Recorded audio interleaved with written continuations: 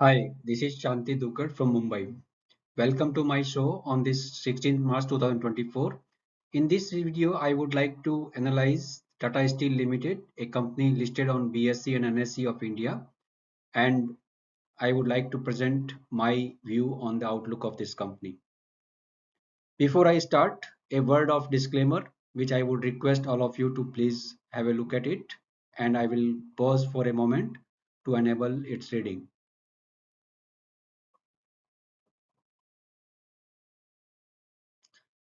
First, we will talk about the general information and overview of the company, and then we will discuss the analysis of technical and fundamentals factors and other qualitative factors of the company. As you may be aware, that company was incorporated in year 1907, so it has almost operated for last 117 years, and it is one of the largest integrated steel manufacturers in the world, and its operations spans from India to UK to Netherlands and Canada. The company's total capacity is 16.6 million for flat products and 5 million for longs products. So total capacity is 21.6 million tons in India, and globally it is 35 million tons per annum, including Netherlands, Thailand and UK plants put together. The company has target to double its capacity to 40 million tons per annum by 2030. So the flat products will increase from 16.6 to 27, and longs will increase from 5 million to 13 million tons per annum. The company produced 19.88 million tons of steel in India and 30.65 million tons globally during FY23. And it also mined 36 million tons of iron ore from its 6 operating mines located in India, and currently 100% of its iron ore requirement is met captively, and about 22% of its coal requirement is met captively through two mines in West Bokaro and Jharia divisions. This is the capacities of various plants in India. Jamshedpur is the largest plant with 11 million tons capacity. This is amongst the first steel plant in Asia, and it has been operating for more than 100 years. Kalinganagar is 3 million tons capacity. It was commissioned in 2016, and currently the phase 2 capacity expansion to 8 million tons per annum is on the way.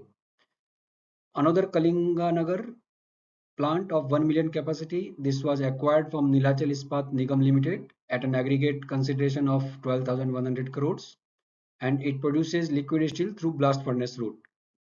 There is one plant in Gambaria with 1 million tons capacity. It is one of the largest long products plant operated by Tata Steel Long Products, which has now amalgamated with Tata Steel Limited. The Meramandali plant capacity is 5.6 million. It is one of the India's largest flat steel production plant. Apart from this, Tata Steel has also started to work to set up a 0.75 million tons electric arc furnace plant at Ludhiana in the state of Punjab with an investment of 2,600 crores rupees. This plant will be a recycling route, so that means it will use steel scrap instead of iron ore. These are the capacities outside India. The one plant at Port Talbot in Wales, United Kingdom, in the name of Tata Steel UK Limited, is having a capacity of 5 million tons. This plant continues to face challenges due to high raw material cost, energy price volatility, and sluggish demand. It has been consistently incurring EBITDA losses, and if you see the last Q3 FY24, the EBITDA loss was 1657 crores or 26,063 rupees per ton. EBITDA negative was there. Another plant is in Imjoden in Netherlands in the name of Tata Steel Netherlands BV with a capacity of 7 million tons, and it also has been incurring losses for last few quarters, and the last quarter's EBITDA loss was 1215 crores at the rate of 9370 rupees per ton. EBITDA was negative. Another plant is in Thailand, which is called Tata Steel Thailand Public Company Limited or TSTH. The capacity is 1.7 million tons. It is one of the largest and most diverse long steel manufacturers plant in Thailand. It uses recyclable steel scrap as a raw material. Apart from this, the company has iron ore mining assets in Canada at Labrador and Northern Quebec regions in the name of Tata Steel Minerals Limited. In this chart, I have shown the production and distribution network of the company. These are the iron ore mines, 6 mines operating in Odisha and Jharkhand. And these are 2 mines of coking coal operating in West Bokaro and Jharia divisions. And these are the plant-wise capacities of steel in India. And this is Netherlands capacity, this is UK capacity, and this is Thailand capacity. So if you look at the companies, India operations has consistently grown at a much healthy rate. The production has increased by 2 times over last 9-10 years, from a level of 9 million tons per annum in FY14 to now 19 million tons per annum in FY23. The processing and distribution network of the company has about 15,000 plus dealers, about 285 distributors, 40 steel processing centers called SPCs. There are 5 hubs and 21 stockyards. The capacity additions in India, company is incurring a capex of about 16,000 crores in FY 23-24, which includes roughly about 7,000 crores on Kalinganagar project expansion and about 2,000 crores in other subsidiaries value-added products expansion. Tata Steel Netherlands is also incurring 1,100 crores of capex on relining of the blast furnace, which is underway. And balance 5,000 crores is on sustenance capex, environment related initiatives, and cost improvement projects. With these projects, the Indian operations share, which is currently at 62%, will increase to 75%. And if it happens, that is good for the company because the Indian operations has a much higher EBITDA and profitability margins compared to the European operations. And after these expansions complete, the company's capacity will become 40 million tons per annum. From flats will increase from current 16 million tons to 77 million tons, and longs will increase from 5 million tons to 13 million tons. So the total capacity from current 21 million tons, it will increase to 40 million tons. And these are the breakup of these capacities between tubes, wires, tin plates, and other products. Let us look at the global steel production. The first 11 months, the global steel production was about 1.71 billion tons, and China was ranked number 1 with 56% share in the production at 952 million tons in 11 months, and India ranked number 2 at 128.15 million tons, which is about 7.5% share of the global production.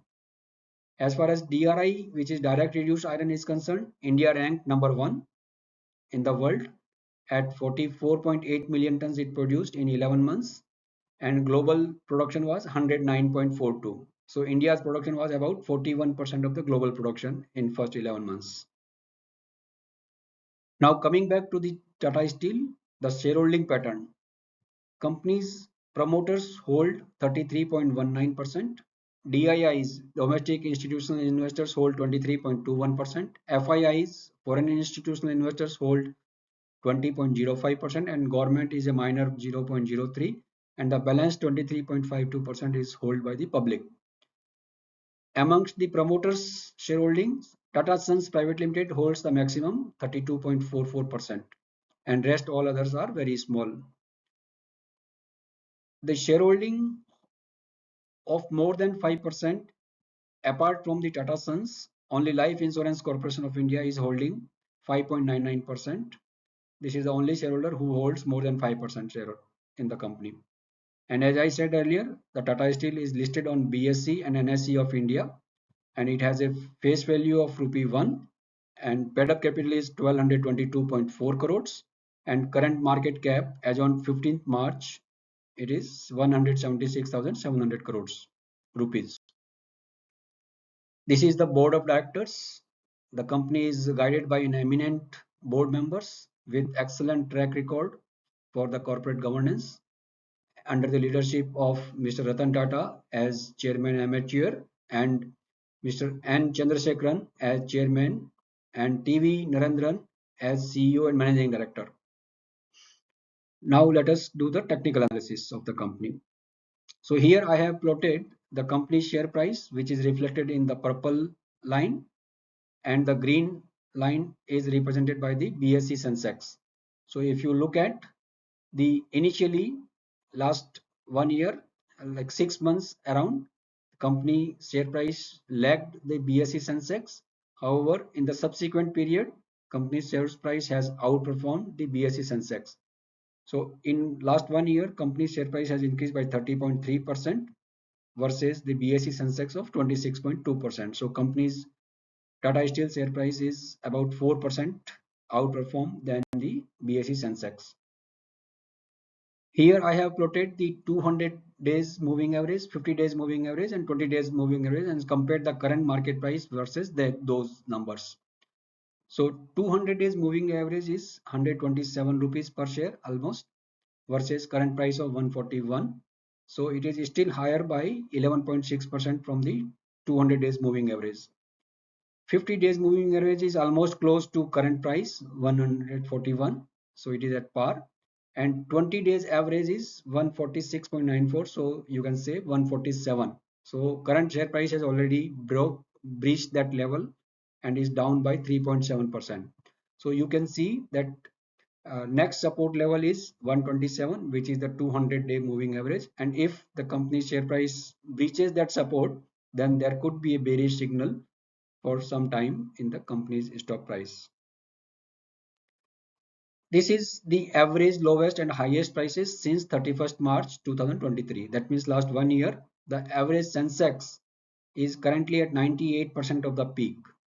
So that means it is lower by 2% from the peak level, whereas Tata Steel share price is 10% lower from the peak. From the lows, Sensex has increased by 23.1%, sorry, and Tata Steel share price has increased by 36% from the bottom, and from the average Sensex has increased by 15.2%, whereas Tata Steel share price has increased only by 9.7%, and these are the numbers, absolute numbers. This is a medium term trend since 1st April 2018. So the current share price is 141.55 and the peak achieved since April 1, 2018 is 157.25, which was just few days back on 7th March. This peak has happened. So current share price has fallen by 10% from its peak. The lowest price achieved since 1st April 2018 is 25.09 rupees. That was on 30th March 2020, just around the COVID period. And from that level, it has increased by almost 464%. And the average price since 1st April 2018 is 85.76 rupees. And against that also, the company's current price is 65% higher than the average since 1st April 2018. This is very important chart which I have prepared meticulously, taking the prices from 2007-8 onwards, year wise year. So this is highest share price. The purple line represents the current share price of 141. The blue line represents the highest share price achieved in each year. So if you look at the 2008 price was 97, then 93, 74, 71. So like that I have plotted for 18 years. So average of the highest price is coming to 80 rupees. And current price is much higher than even that average. The lowest price achieved in each year was 37, 15, 20, 45 like that. And average of the lowest is 40 rupees. And current price is much higher than the average. Sorry, as compared to the lowest. And the green line represents the average price of the each year, and average price is represented here. Here I would like to clarify one thing, that I have converted all the past historical prices assuming 1 rupee face value, because in the past this face value was 10. So just to compare apple to apple from the current price, I have converted all the past prices to uh, 1 rupee face value basis and then compared it with that prices. So we can see that the current share price is much higher than the average of last 18 years average, 18 years lowest, and last 18 years average, and last 18 years highest prices. Here I have plotted the average trading volumes trend because that is also important to analyze and look at. The average last 18 years trading volume has been 58.62 crores. Last 10 years and 5 years has been around 41.8 crores per day, and last 3 years average has been 46.18 crores. Current year YTD FY24, the average trading volume is much lower, 25 crores only. But last 11 trading sessions, if you look at 63.74 crores is the volume, which is 2.55 times of the YTD FY22 average and almost 1.5 times of last 5 years and 10 years averages. But if you look at only on 15th March, that is the last trading session, the trading volume was 89.7 crores, which is much higher than these averages and almost 3.6 times of the current year YTD FY24 numbers. Now turning to the fundamentals. This chart shows the consolidated P&L of the company. Here I have plotted the last 18 years financial numbers, key numbers from 2007-8 onwards, and I have hidden the every alternate even year like 2008, 2010, 2012, 14 because of the space constraints on the slide. So sales revenue is about 243,000 crores in FY23, which has grown at a healthy rate of 17.8% in last 3 years CAGR basis, and on last 16 years CAGR, if you look at, it has grown up at 15.2%. If you look at the EBITDA before exceptional items, the last year EBITDA was 33,000 crores. It has increased by 19.3% on 3 years CAGR and 9.4% on 16 years CAGR basis. Looking at the net profit trend, net profit last year was 7,657 crores. So it has increased 98% CAGR for last 3 years and 3.9% CAGR on 16 years basis. This is a balance sheet summary and cash flow summary for last 18 years. So we can look at the key trends here, shareholders equity or net worth, which is here in this row. So currently the shareholder equity is about 103,000 crores, which has increased by 13.1% both on 3 years CAGR basis and 16 years CAGR basis. The other important factor to look at is the net operating cash flow of the company, which is here I have plotted.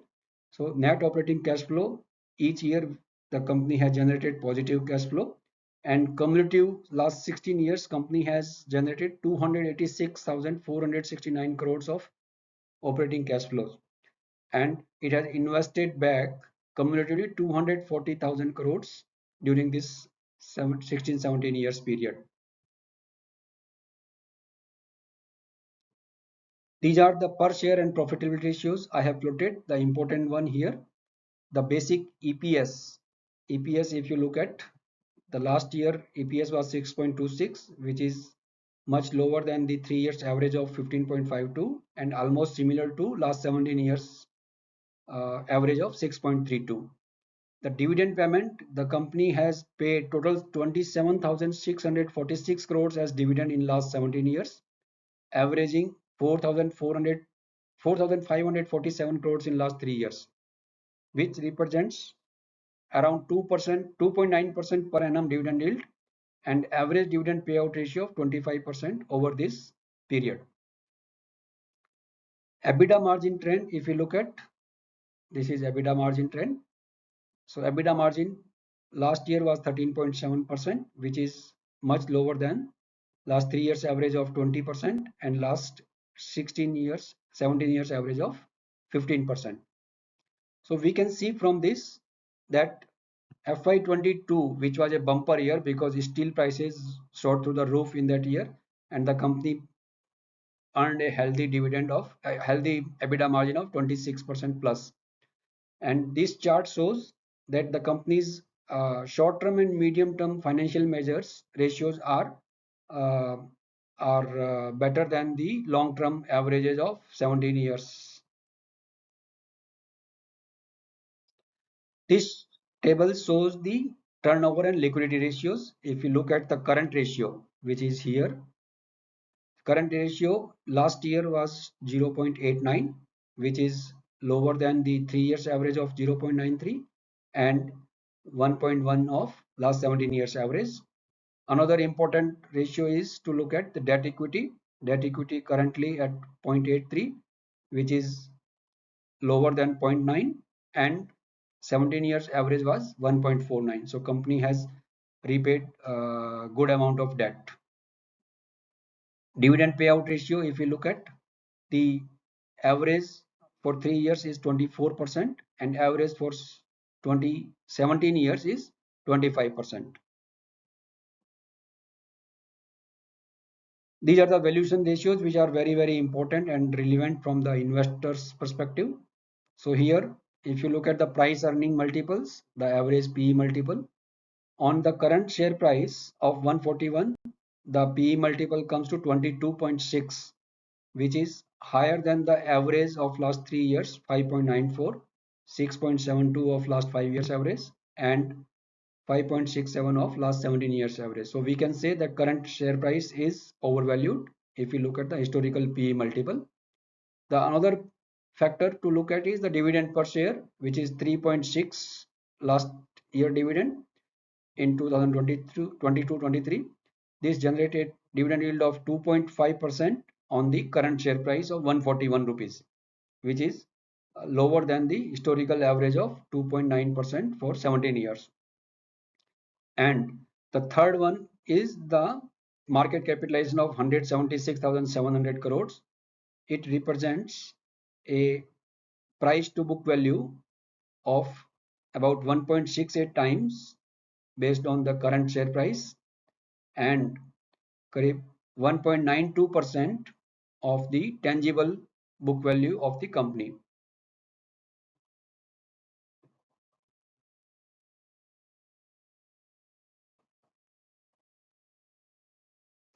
In this chart, I have shown the financial matrices in the graphical terms. So here if you see, the green line represents the sales revenue. So 18 years how the sales of the company have grown. The blue line is the EBITDA margin, which is fluctuating from 31% to 13% now. And the gray line represents the absolute EBITDA in rupees crores. So last year's was 33,000 crores on a sales turnover of 243,000 crores. The below table shows the key liquidity ratios. Debt to EBITDA is represented by the red lines. So if you look at the debt to EBITDA went up as high as 9.58, which has now moderated a little bit. And the orange line represents the debt equity ratios, which is well under control. The valuation ratios, this is the EPS line trend, which I presented in the tabular form in the earlier slide. So currently the last year EPS is 6.26. It has fallen from 33.65 from FY22 levels, which was a bumper year. The below graph shows the dividend per shares. This trend, blue line, is the dividend per share.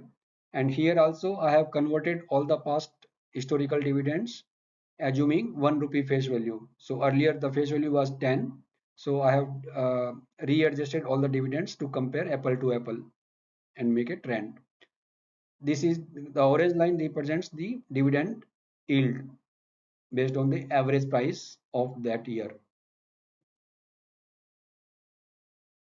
The key valuation ratios P multiple is represented by this blue line. The trend, how the P multiple has been moving. So you can see here it is negative because that year the EPS was negative. So many years the EPS was negative. And the orange line is the EV to EBITDA times. This also has been fluctuating and currently is prevailing at 6.13 times. Basis the last FY23 reported numbers. This is very important chart I have prepared for your understanding. So here I have plotted the standalone revenue 129,000 crores, and this is other than standalone entities revenue. So total revenue is 243,000 crores. We can say roughly this is 62% and this is 38%. So in terms of revenue, this is 62-38 breakup. Last year was also similar. But if you look at the EBITDA, most of the EBITDA has come from the standalone entities and very less in from the non-standalone entities. Similar is the trend in FY23 also. The maximum EBITDA has come from standalone entities. Only 2,000 crores roughly has come from other than standalone entities, even if the turnover figure is very high for those entities. So EBITDA margin trend, if you look at this green line, represents the green line is the EBITDA margin of the standalone entities. The pink line, which is this line, is the EBITDA margin of non-standalone entities, which is only 2% versus 24% of standalone. So you can see the other than standalone entities are dragging the financial performance of the company drastically, and because of that the weighted average is coming down. Weighted average is 13.7. 26.3 was the highest in FY22 in recent times, and similar is the trend in the net profit margin. If you see here, the green line represents the standalone net profit margins, the pink line represents the non standalone entities, and it has been negative for many years. So this is bringing the performance down of the company on a weighted average basis, on consolidated basis. This is debt to EBITDA ratios of standalone and other than standalone entities and consolidated basis. So here also, if you look at the debt to EBITDA is very high for non-standalone entities. This is not desirable. 14.28 times, 11.89 times, 15.95 times. Whereas for standalone entities, the ratio is much better, 1.69, 1.21, it is well within the limit. So weighted average is coming 2.57, which is still okay. Now here we have presented the quarterly results recently, Q3 24. So production on standalone basis was 5.35 and sales was 4.88 million tons. On consolidated basis, these numbers were 7.58 and 7.15 respectively. The turnover was 35,000 crores on standalone and 55,000 crores on consolidated basis. The reported EBITDA was 8,300 crores on standalone basis for quarter and 6,300 crores. So that means the non-standalone entities incurred a loss of 2,000 crores roughly. Per ton EBITDA, if you look at, the standalone entities earned 17,016 rupees per ton, whereas consolidated basis it was 8,864. So non-standalone entities incurred an EBITDA negative. The profit after tax was 4,429 crores in the quarter for standalone and only 522 crores on consolidated basis. That means the other entities incurred a huge loss. This chart shows the peers comparison. So Tata Steel, if you look at here, 176,000 crores market cap and ROE of 8.49, and 1 year share price performance is 30.42% increase over the 1 year. Whereas if you look at other companies, JSW with market cap of 190,000 crores, the 1 year share price has increased only 14.86%, and Hindalco market cap of 119,000 crores, 1 year share performance is 31.12, which is almost same like Tata Steel, and Jindal Steel 78,000 crore market cap, The 1 year performance is 32,000 crores. And NMDC, which is a public sector mining company, iron ore mining company owned by the government of India. So it is market cap is 58,000 crores and it has increased by 70% in 1 year. And if you look at their ROEs, is one of the best for NMDC, followed by Hindalco 10.65%. Whereas other steel companies ROEs are lower. If you look at the debt equity, Tata Steel's debt equity is 0.76, NMDC is almost like debt free, Jindal Steel is very low, which is good thing. Hindalco is close to Tata Steel 0.62 and JSW's debt equity ratio is on higher side. Now we will evaluate some of the qualitative factors. This slide shows the sustainability initiatives of Tata Steel. The company has set target to become net zero by 2045. Tata Steel India in particular is working on three-pronged strategies to reduce its carbon footprint and CO2 emissions. The first strategy is through process improvements, then to carbon direct avoidance initiatives and carbon capture initiatives. And if you look at their progress, like coke rate has reduced by 6% from FY20 levels, specific energy consumption has reduced by 4%, specific water consumption has reduced by 29%, and CO2 emissions has reduced by only 1%. Similarly, Tata Steel UK is converting its blast furnace, as I said earlier, 3 million tons capacity to electric arc furnace with the UK government support of $500 million. This will reduce their carbon footprint by 50 million tons CO2 emissions over a decade. Tata Steel Netherlands is transitioning to sustainable steel production by moving away from coal to gas and then gas to hydrogen based steel making. For this, they have made an initial investment of 65 million euro to design a new hydrogen based steel production plant in Netherlands, which will be operational by 2030.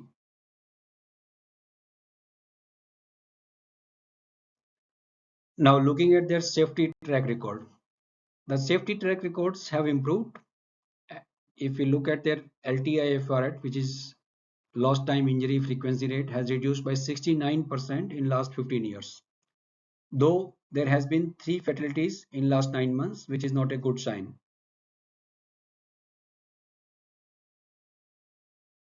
Coming to R&D and innovation. Tata Steel has spent 859 crores on R&D during FY23, which is 0.35% of the consolidated revenue. Company has got 307 numbers of patents during FY23 and it has filed 154 new patents during the year. It has developed 179 products during the year FY23. With this, more than 500 new products have been developed in last 5 years. These are the brands of Tata Steel products which are very popular brands and they have the leadership position in the chosen segments. Looking at their customer satisfaction index for last 3 years, the FY22 or calendar year 22, the average score received by them is 83.8 from the customers. Here I have tried to compile and summarize the contingent liabilities from the balance sheet of Tata Steels. So Tata Steels have about 20,000 crores rupees of contingent liabilities. And if you look at the biggest one is this 13,085 crores for a case demand raised by state government of Odisha for the material for the mineral bearing land, tax on mineral bearing land. The company has filed a case against the demand notice and it has won the case in the High Court. However, the Odisha government has filed an appeal in the Supreme Court and the decision of the appeal is still pending. So this is a big sword hanging on the company's liability of this case if it comes. Now we look at the commodity price trends and outlook of the steel industries. The Bloomberg Commodity Price Index has drastically reduced in last few months. So if you look at the chart on the left hand side, this chart shows the index has fallen And similarly, the steel prices have also come down from the peak and it is on the downward trajectory. Iron ore prices have gone up and now showing some sort of little bit coming back. If you look at the China steel spot spreads, they have been consistently coming down, and the EU steel spreads also have come down, but last couple of months it has slightly improved since November. This is the trend of Brent crude price. It had fallen and now again it is going on the upward trend. And similarly, the coal prices has fallen initially, Australian coal, but now it is going up again. And similar is the trend with the Indonesian coal prices. If you look at the industry outlook, industry trend, steel demand in India is likely to grow at a healthy rate of 8.6% in 23 and 7.7% in 24. This is on the back of government thrust in infrastructure spending, recovery in private investments, and healthy growth momentum in automotive segments. As against this, the global growth has been muted at 1.8% and 1.9% likely to be remaining in FY23 and 24 respectively. This is as per the World Steel Association estimate. The global growth outlook, if we look at according to OECD, the global economy is expected to slow down in 2024. However, the risk of hard landing is now no more there, despite the high levels of debt and uncertainty over interest rates. The Chinese economy continues to be uncertain because of the property downturn and the uncertainties around their China government stimulus package. Recently, China has proposed production cuts in steel, and with added higher domestic demand, there may be a chance that steel prices may go up slightly in near future. As far as Eurozone is concerned, they are continuously under economic downturn and the turmoil continues since late 22. The Eurozone manufacturing index has also contracted at the end of December 23. Geopolitical tensions, as we all know, Russia-Ukraine war still goes on, and the Middle East conflicts, Israel versus Hamas, is going on, and Red Sea traffic movement has also affected the trade flows internationally. The prices of key raw materials, as I said, iron ore and coking coal, are on the rising trend again, which may lead to steel price upward movements in near future. So in conclusion, and my recommendation, that company's current stock price is overpriced and has a short-term and medium-term downward risk. Though the steel prices have fallen drastically from the peak level in last 1 year, but the current price still remains higher than the long-term average. So the stock has some downward risk unless the steel price moves from here. As far as Tata Steel is concerned in particular, the capacity increases of Indian operations, which are highly profitable compared to the European and Thai operations, augurs well for the company's stock in future. Once the capacity gets doubled to 40 million tons by FY 2030 in India, the weighted average margins will improve on consolidated basis when these capacities come on stream. So in my view, long-term outlook and fundamentals are very strong. And my recommendation in nutshell is to sell the stock if someone already owns it and wait for better opportunity at lower levels to buy it back if someone does not hold or any stock in this company. This, I thank you very much. And if you want any further explanations or one-to-one discussions, you may please contact me. My email ID is duggad.shanti68@gmail.com. Thank you. Happy investing. Bye for now.